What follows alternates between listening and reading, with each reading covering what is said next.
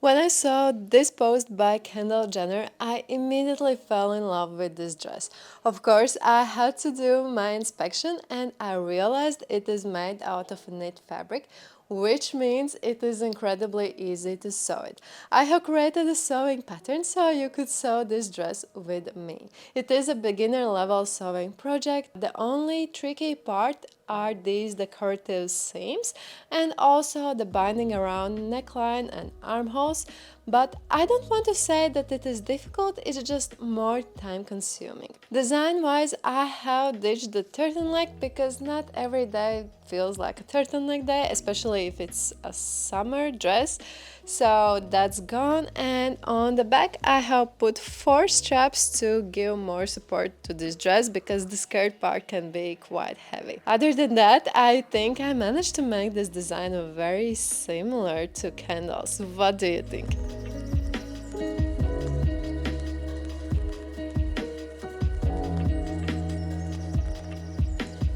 For this project, I have partnered up with the House of Textiles. It's an online fabric store where you can find a lot of fashion fabrics. They have embroideries, knits, printed fabrics, satins, and many more.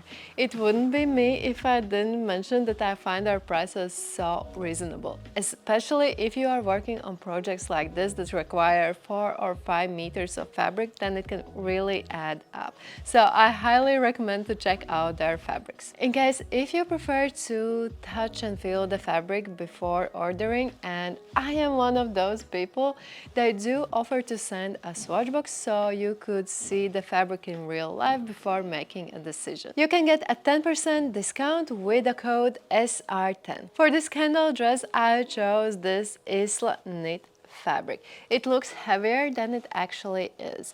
It has this interesting texture, and when you are looking close, it shines when you move it. It drapes rather well, but at the same time it looks quite structured because of the way it is knitted. I hope it makes sense because those are two opposite statements. You can use any knit fabric that has at least 30% of stretch. You will also need matching threads, and I highly recommend to change your regular sewing machine's needle to a stretch or a jersey needle so it wouldn't punch holes in your knit fabric. Okay, let's start by cutting out the pattern and cutting the fabric.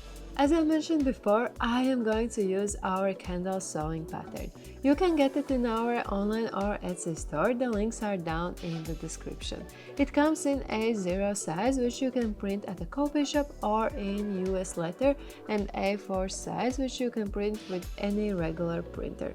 This time, even if you print A0, you will need to glue 3 pages together because some pieces are extra long and wide. Basically, there are only 4 big pattern details and 5 rectangles for straps and binding. I am not going to place the pattern details on fold because they are quite wide. If I squeeze each detail separately, I can save a lot of fabric.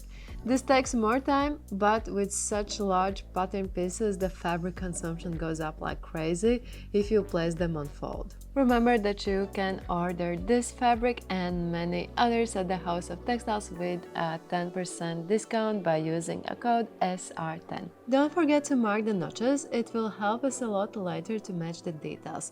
You can use your scissors to cut small trims in the seam allowance or use a marker or a soap.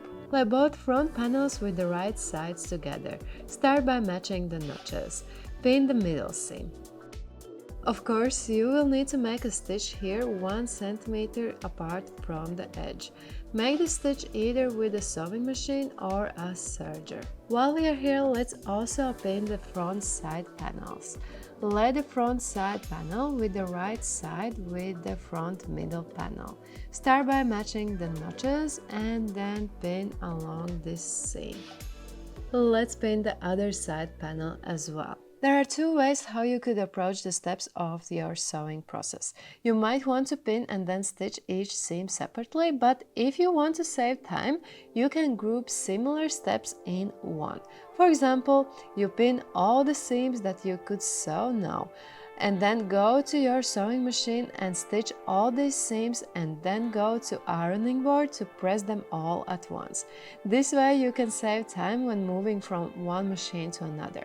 On this note, let's also lay the back middle panels with the right sides together and pin the middle seam. After that, let's also join the back side panels. Start by matching the notch and then pin along this edge.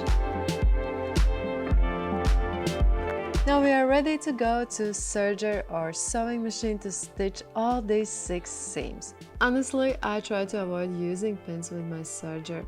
I am scared that I might miss a pin and it will go under serger's knife. If that happens, most likely it will break and fly. I am too paranoid that it could land in my eyes, so I took the caution and put my sunnies on because I don't have proper safety glasses. I highly recommend for you to consider that as well. Press the seams. It doesn't matter to which side. This is only optional, but if you are also going to make those accent seams, fold the dress panels in a way the seam is at the very edge. Press. Be prepared that this pressing will take a bit of your time, but it will make the things easier in the next step.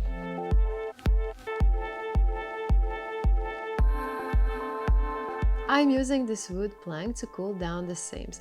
This way the seams hold the shape much better. Repeat the step with all 6 seams.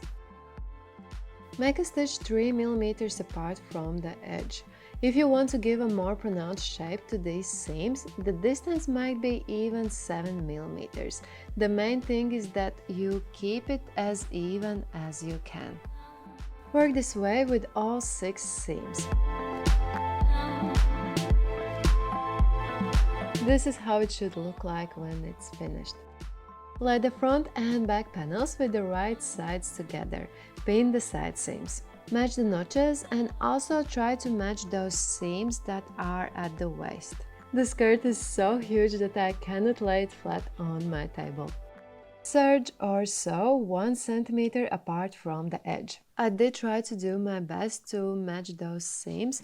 However, my fabric is rather heavy and my serger simply couldn't handle so much thickness. So it's not perfect, but I don't want to torture my serger either. Press both side seams towards the back panel. It's time to prepare the straps. Fold them lengthwise and stitch 1 cm apart from the edge. I want to show you this trick how I turn narrow straps from the inside out. Before stitching, pull both sewing machine threads so much that they are longer than the strap. Place these threads at the middle of the folded strap. Make sure you do not stitch on them and don't lose the tails inside the strap. Repeat these steps with all 4 straps.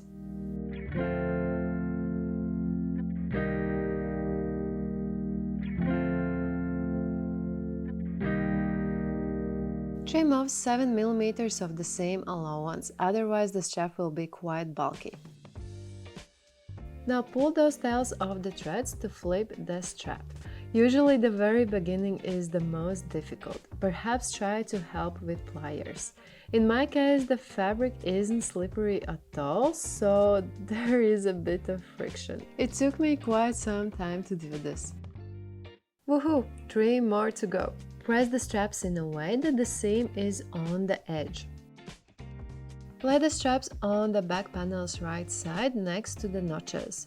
The shortest strap goes near the armhole and the longest strap goes closer to the middle. Pin the strap downwards.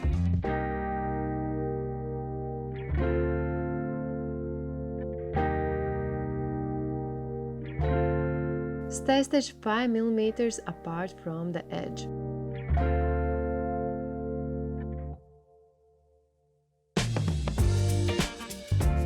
It's a good time to do a try-on. Firstly, you need to understand whether you like the length of the straps. I am going to shorten mine. Secondly, you should check the length of the dress. You should put on the shoes that you plan to wear this dress with. If this dress is too long, now is the time to shorten it. Pin the straps to the front panel's right side. Be aware that here as well you need to pin the strap's raw edge to the seam allowance. In other words, the strap is sort of going downwards. Remember that the front panel has a 1 cm seam allowance along the armholes and neckline, so the straps have to be pinned 1 cm apart from the edge. Stay stitch the straps 5 mm apart from the edge.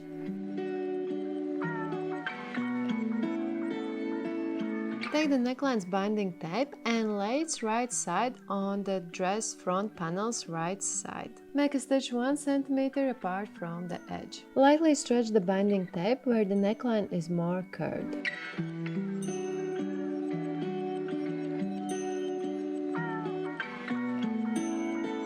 Understitch the binding tape. Make a stitch around 1 mm apart from the previously made seam and make sure that you are stitching through the binding tape and the seam allowance below it. This step isn't mandatory, but it will help us later when we will be pressing this binding tape.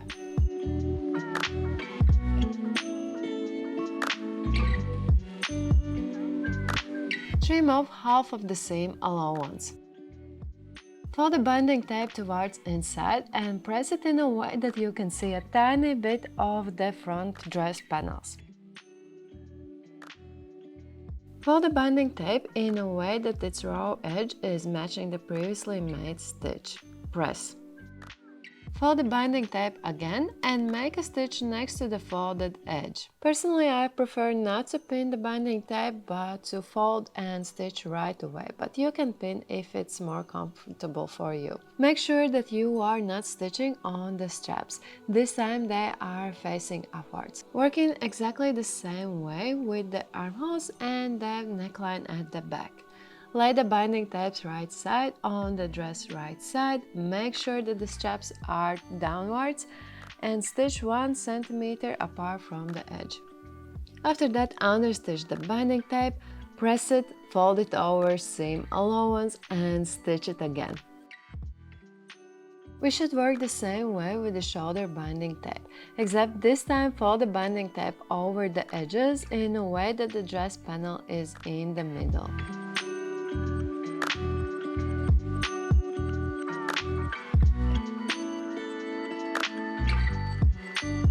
Make a stitch 1 cm apart from the edge. For me, this was the most complicated part because there's quite a bit of thickness and my sewing machine at points were skipping stitches. I am trimming off the seam allowance at the corners to reduce some bulkiness. Flip the binding tape upwards and you can understitch if you have a lighter material. Unfortunately, I cannot. Here as well, the most perfect way for you would be to fold the binding tape over the seam allowance and stitch in the same way as previously. Since I have this thickness issue, I will simply fold it once and stitch with the sewing machine 7 mm apart from the edge. It's not a fancy solution, but my fabric doesn't fray at all, so functionality-wise it works. Alternative way would be to fold the binding tape twice and hand stitch, probably with an invisible stitch. If you have a lighter material, you shouldn't have such an issue. We are at the finish line and it is time to hem the dress. Start by neatening the hem. Here you have several options. The most simple would be to fold 1.5 cm of the hem allowance and sew by using your sewing machine's straight stitch. Normally, I would recommend that for knit fabrics, but since this hem is exceptionally long, there is no need for the hem to be stretchy, so a regular stitch works perfectly fine. In theory, for knit fabrics, you should do a cover stitch with a cover stitch machine, or you could use sewing machine's double needle. Since I felt this dress has this aura of luxury, I took out the invisible hem foot for my sewing machine and used this stitch to do an invisible hem. Most of the mid-range and higher range sewing machines do come with a foot like this and with the sewing machine stitch. The idea is to fold the hem, but then fold it in a way that on the left side of the needle there are 3 layers of fabric, and on the right side there is 1 layer of the hem allowance. You do a few stitches in the hem allowance and then 1 stitch that goes through all 3 layers. Give the final press and you have finished. If you enjoyed this tutorial, please leave us a like. Don't forget to check out the House of Textiles. They also have a YouTube channel. Subscribe for more tutorials and see you next time.